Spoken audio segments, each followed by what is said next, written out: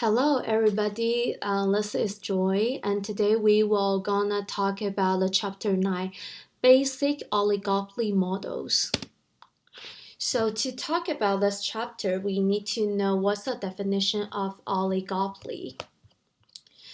So what is the oligopoly? This is a market. Only a few firms in a market, and each of the firm which is large related to the total industry. That means if one oligopoly firms made decision, whatever is price or quantity, it will affect whole industry to change their profit or their decision.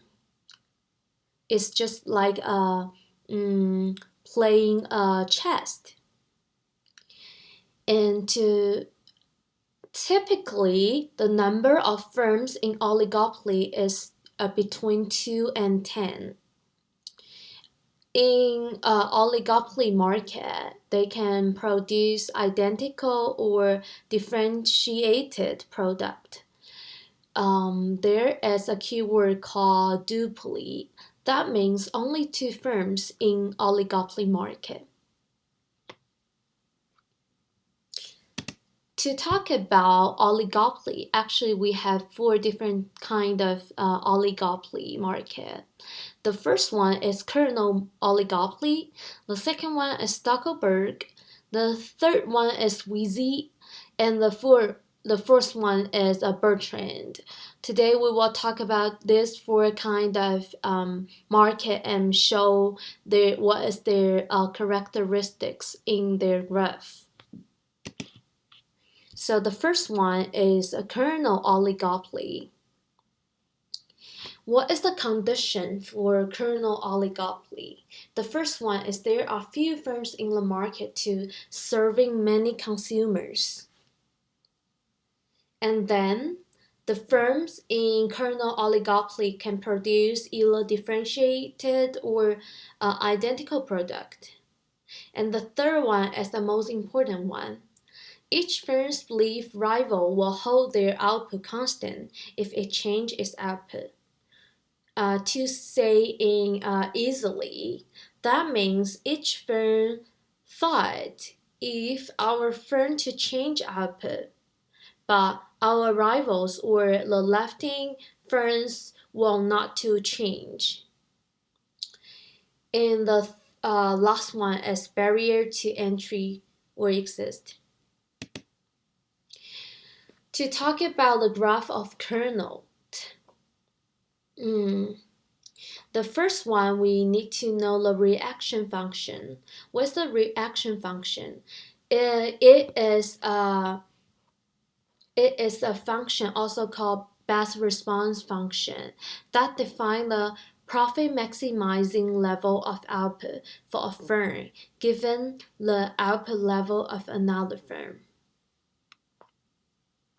For example, each firms have their reaction function, and there is an interaction between this line we call the kernel equilibrium.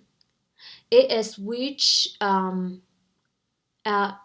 the market output to best produce. And then we will learn a curve called isoprofit. We already know some iso curve before in previous chapters to show some iso curve show the preference from customer, not the preference preference from customer. And this isoprofit curve is same as before, is closer to monopoly point which have higher profit for that firm.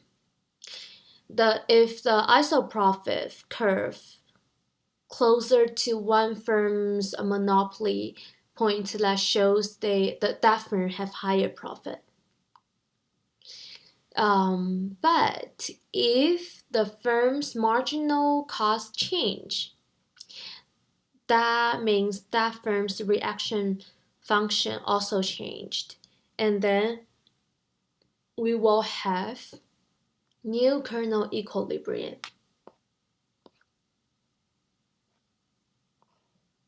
Okay, I didn't mention the isoprofit curves definition. The definition is the combination of output produced by offering the L a given firm at the same level of profit. So there is a special situation of kernel. This one called a collusion. What's the collusion means? That means two or more firms collude together to control market in order to get both firms better off.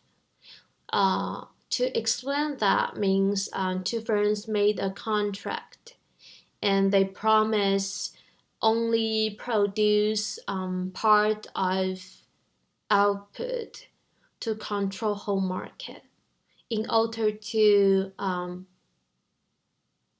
make consumer demand more actively to make more demand in this market, and then they can control the price again. But is that always work? Maybe not, because there is another situation is if one firm's cheating on another. That means they made a contract and promised they only produce specific number of output, but they didn't do it. They also produce more. And then the point will shift to the equilibrium point will shift to closer to the cheating firms. That means they will get higher profit in this situation. And then we will talk about the Stackelberg oligopoly. So what is the definition? What is the condition for Stackelberg oligopoly? The first one is there are few firms serving for many consumers. Second one is firms produce either differentiated or identical product. And third one is the most important. There is a leader and followers. A single firm we call leaders chooses output before all other firms choose their output. All other firms, the followers, take as given the output of the leader and choose output that maximize profit given the leader's output. That means leader have privilege to choosing how much output they produce. Obviously, they always choose the higher profit output for them. And the last one is the characteristic of oligopoly as a barrier to entry exists. To show the line in graph of Stackelberg is something different with kernel one. Stackelberg equilibrium close to leader monopoly quantity point. That is what I said in last slide. And the second one is they still have a different reaction function between leader and followers. Yeah, and let's talk about the third oligopoly. That calls Wheezy oligopoly. The first one is same as before, few firms serving many consumers. And second one, something special more, is they only produce differentiated product. And the third one is each firm believes its rival will cut their prices in response to a price reduction, if not rise their prices in response to a price increase. That shows when a firm want to reduce their price, and others will follow up, but they will not to rise their price again. And four, as barrier to entry exists. And the last one is a Bertrand oligopoly. The Bertrand oligopoly, there are few firms in a market serving many consumers, and they produce identical product at a constant marginal cost. And third one is firms engage in price competition and react ultimately to price charged by competitors. That means all firms engage in price war. They will undercut one another to capture the entire market until no profit in market.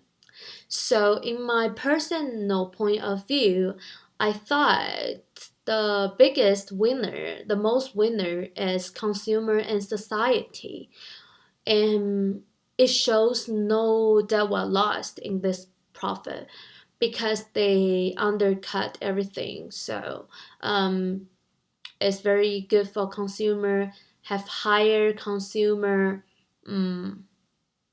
surplus. And number five is barrier to entry and exist. According to number two, they produce product at constant marginal cost. That means price of firm 1 equal to price of firm 2 equals to the marginal cost. Okay, that is what we talk about oligopoly in 4 different types of them in this chapter. Thank you for everybody.